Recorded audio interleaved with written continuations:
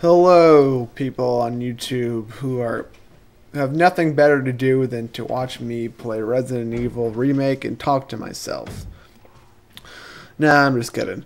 I think I might have about at least 10 of you who actually care about my videos.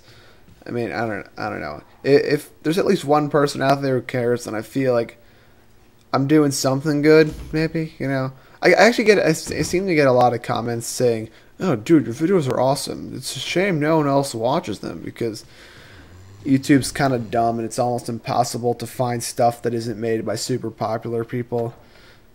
Like, I don't know. It just really annoys me. I can type in the exact title of my video and then copy paste in every single tag I have for the video, and someone else's video will still come up before mine.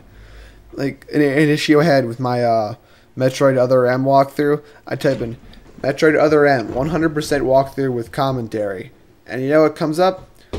Metroid Other M 100% Let's Play or playthrough or whatever without commentary. Oh, thanks YouTube, you're so cool. You know, it's a pain. You know, it's like, you know, that kind of thing. Okay, so out here is another scene you'd have with Barry if you're Jill, and this would be where you'd get the grenade launcher. But we're playing as Chris. We don't need no grenade launcher to make us awesome.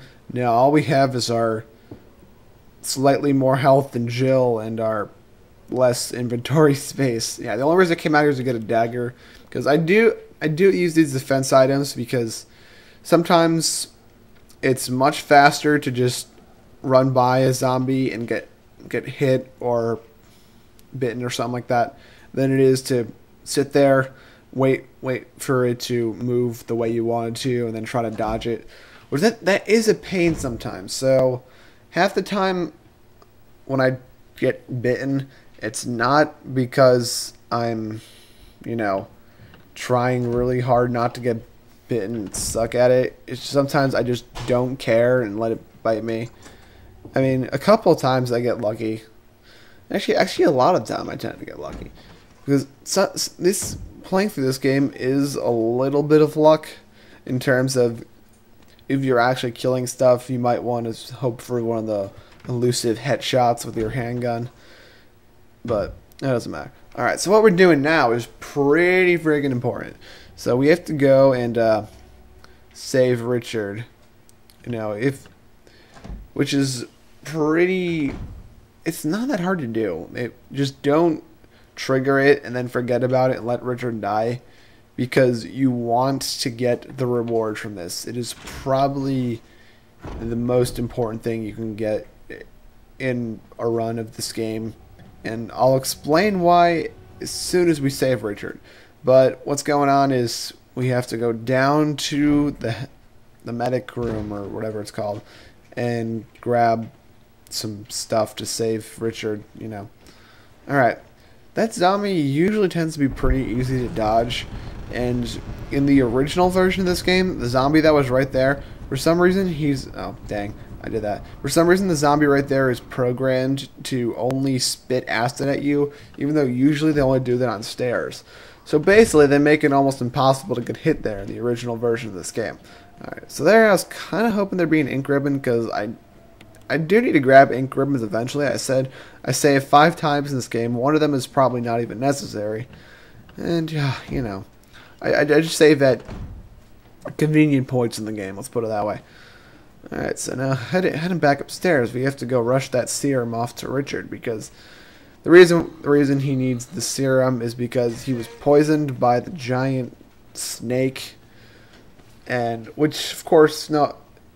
This game, I like the fact that a lot of the bosses make sense, because you can easily justify their existence, like a giant snake, giant spider or whatever. You know, because a lot of the more recent Resident Evil games, the bosses tend to be these mutant freaks, where in this case you can tell what the boss was, you know, because it's just basically a creature that was infected by the T-virus, and you could say, okay, so this snake was infected by the T-virus, and that made it grow to be giant and murderous.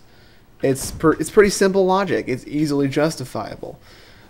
It's good when games can easily justify the existence of anything in it. You know what I mean? If you can justify it, you should do it. Why not? I mean, unless you're arbitrarily placing it there to block someone's progress. Huh. Oh, that was the last video thing. I think. Yeah, I talked about it in the last video. Alright, so we saved Richard, and then it takes us all the way back to this room, and you have the option of letting Rebecca heal you, but I don't think I have any damage on me right now.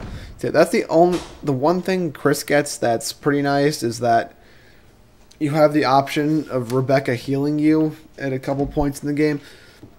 I think it's like 2 or 3 or whatever. But the thing is, one of the times that you have Rebecca heal you, compare that to Jill's game. It's a time you wouldn't even need Rebecca to heal you because it's something that Barry kills for you. Once again, Jill still has the upper hand. She gets to save about 5 minutes of her time, while Chris gets to waste the 5 minutes of his time and just get healed by Rebecca afterwards. I don't think it's a very good trade-off. I don't know. Maybe if Chris had like a few more times Rebecca heals him, then maybe, just maybe, I'd say that these two games are equal. But it's not. And oh crap, it bit me. That's kind of annoying. Alright. Here's one of the old key rooms. Might as well open it. Which it has a pretty important item here. Alright. So while we're just grabbing here, I'll just say it's the broken shotgun, which you need to do a bait and switch to get the actual shotgun. And the thing that we're going to get from saving Richard, in Chris's game, Chris doesn't get it until much later in the game. You have to wait quite a while before you can grab it, but it's Richard's shotgun. He has this pretty sweet gun that has a 10-shot clip in it.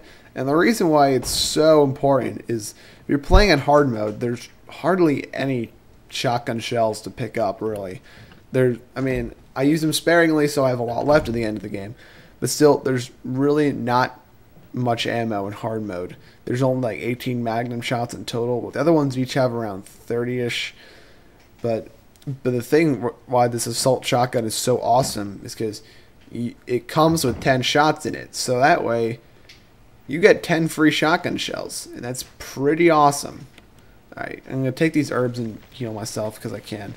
And yeah, this thing is it's a plant that's just kind of there. Probably T-virus like leaked into there and is killing the plant. But the reason we need the herbicide, you put it in there, and then you water it with the herbicide, because clearly there's no way you can just use the herbicide on the plant itself, because it'll probably beat the crap out of you for doing that.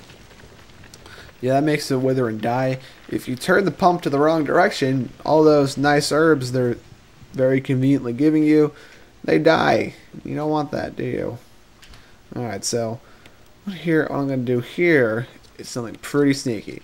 I'm going to use that, and then I'm going to grab 2 more, and I'm going to make a triple green herb. And it's pretty awesome. Yeah. I take advantage of whatever healing I can take advantage of. You know what I mean? You know what I'm saying? Something like that. You know, I don't know. I get weird when I do this stuff. Alright, and finally, the first example of the reason why we've been running around this mansion is we have to collect these 4 death masks and bring them all the way back to the tomb where we got the sword key. And yeah, this is an interesting fetch quest because it's pretty. It feels like it makes sense. You feel like stuff's happening other than that, and we should also go in here because there's something important in here, and also worth pointing out. Most people, you probably would want to take your time to read all the logs and whatnot. This is the one log that you should read in this entire game. Yes. And sure, my buddy Narb007 is quite fond of this log as well. And it's, let's see, we call it the itchy tasty log. And you'll see what I mean when you read it. But basically, it's the guy describing his process of turning into a zombie and whatnot. And he talks about scratching his flesh off and eating his friend. It's kind of funny. And then the last word is itchy tasty. It's so good. It's pretty humorous. I recommend any one of you read it, and I didn't want to waste my grenade there, so I said, hey, let's let them bite me, because I just got a full heal thing, and I'm pretty awesome. I'm Dago Seda. I do stuff. I'm a robot designed just to play Resident Evil. Yeah, I'm kidding. Alright, guys. See you next video. Peace off.